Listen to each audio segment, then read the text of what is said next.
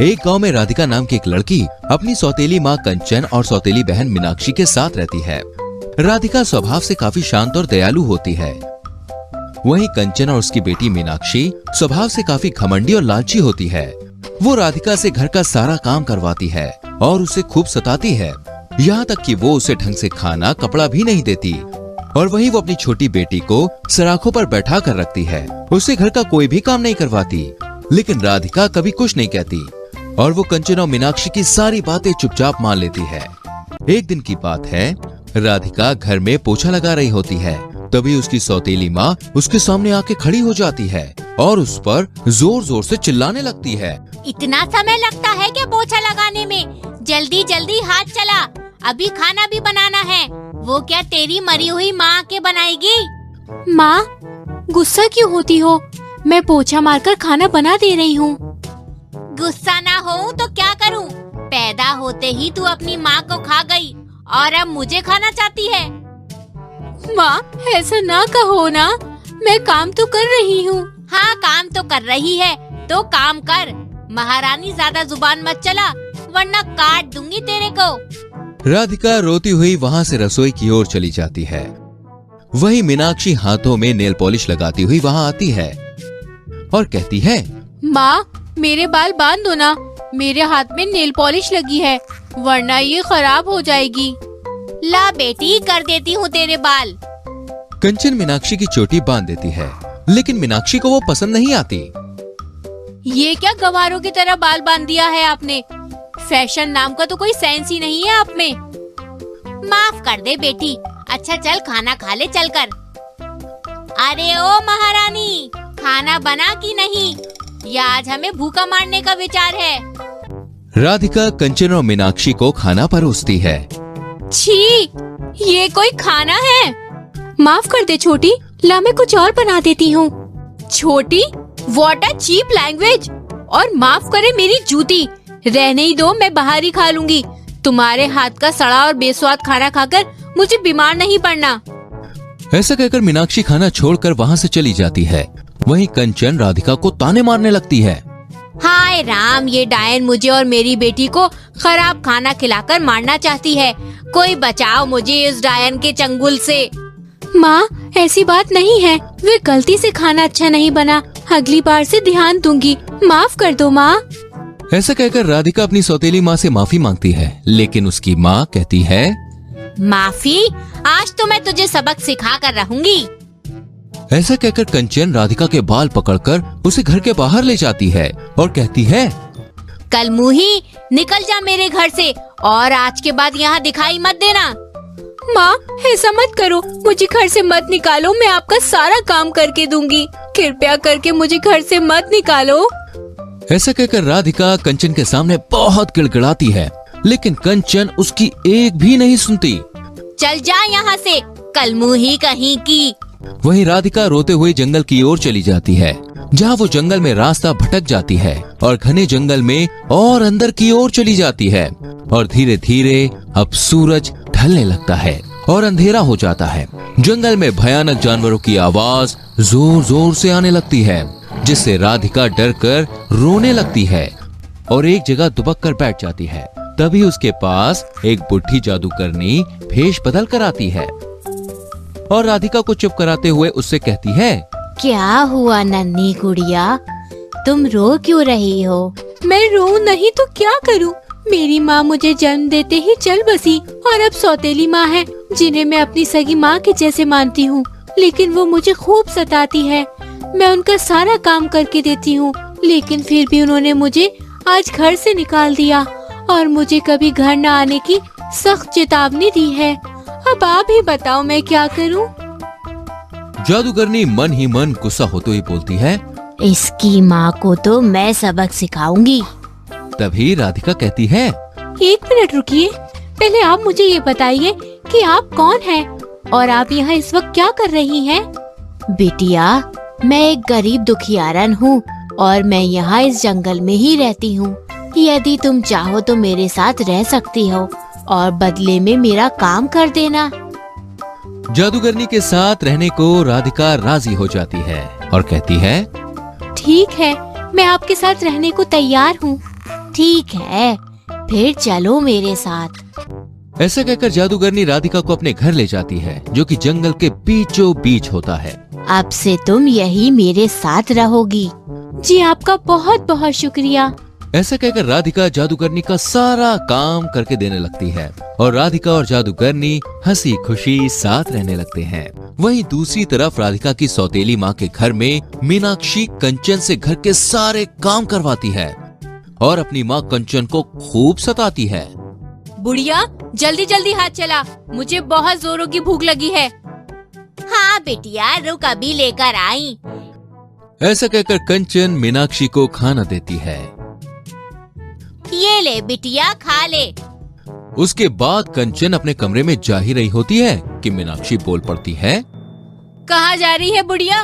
घर में और भी काम है, जा जाकर वो कर। सारा दिन बस आराम ही तो करती है। मैं तुम्हारी माँ हूँ, तुम इस तरह से मुझसे बात नहीं कर सकती हो। आप मुझे मत सिखाओ तरीका और जाओ काम करो। मीनाक्षी की बातें सुनकर कंचन को राधिका की याद आती है, लेकिन उसे अब भी अपनी गलती का पछतावा नहीं होता। काश राधिका यहाँ होती तो मेरा सारा काम कर देती, लेकिन अच्छा ही हुआ कि वो मनहूस यहाँ से चली गई।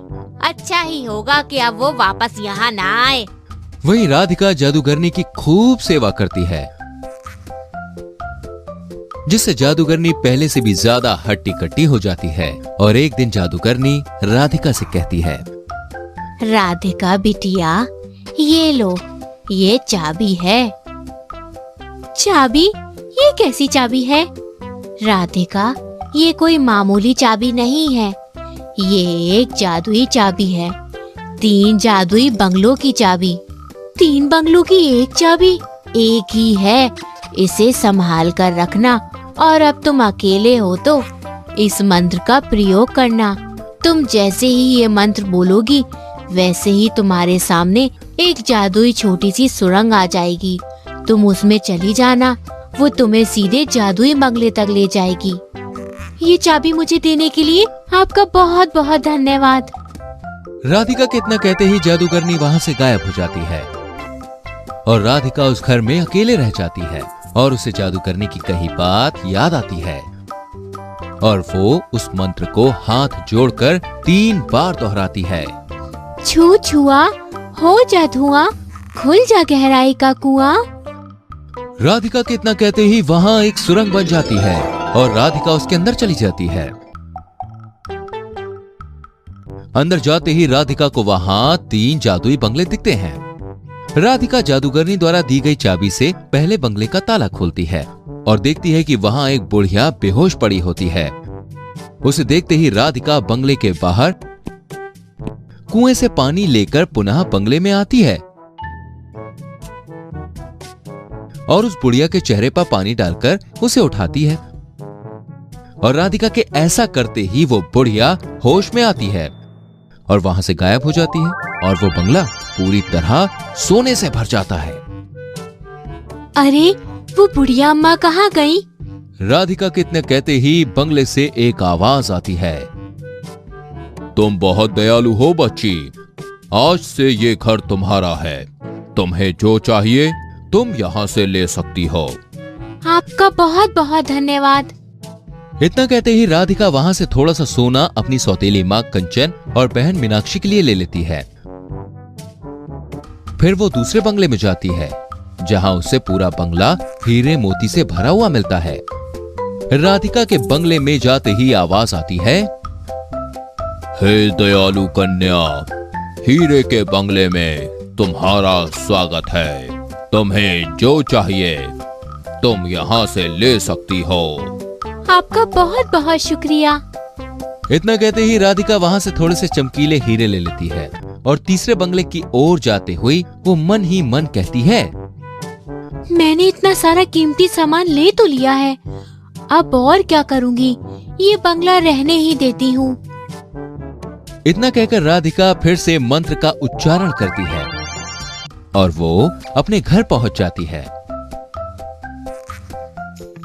वहां पहुंचते ही कंचन और मीनाक्षी राधिका के हाथ में ढेर सारे हीरे मोती देखकर बिल्कुल हैरान हो जाते हैं और कंचन जाकर राधिका से सारा कीमती सामान ले लेती है और कंचन और मीनाक्षी राधिका से पूछते हैं, तुम्हें इतना सारा हीरा और सोना कहाँ से मिला?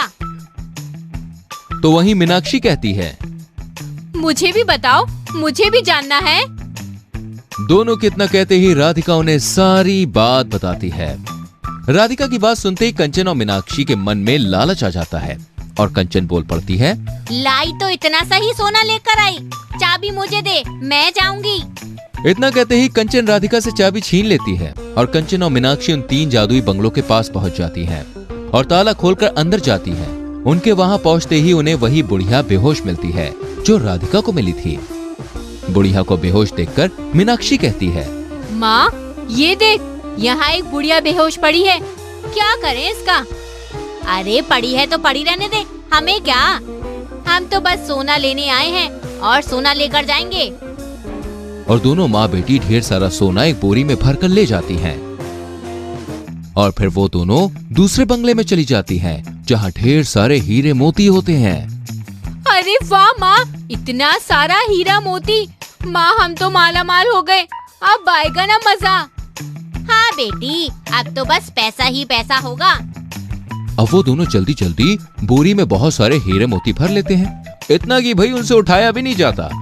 फिर वो जैसे तैसे तीसरे बंगले के सामने पहुंचते हैं और लालच में जैसे ही वो तीसरा दरवाजा खोल के अंदर जाते हैं, वहाँ उस बंगले में बड़ी भयानक आग लगी होती है। बचाओ, हमें कोई बचाओ, बचाओ। कंचन और राधिका इसी तरह जोर जोर से चिल्लाते हैं, लेकिन बंगला मायावी होने के कारण वहाँ कोई नहीं आ सकता, जिस कारण वो दोनों माँ बेटी ढेर सारे धन के साथ जलकर राख हो जाते हैं। और वहाँ राधिका थोड़े से धन के साथ अपना जीवन हंसी खुशी बिता रही होती है। इसलिए कहते हैं दोस्तों, बुरे काम का सदैव बुरा ही नतीजा होता है। इसलिए आप अच्छे काम करें और अच्छाई के रास्ते पर चलें।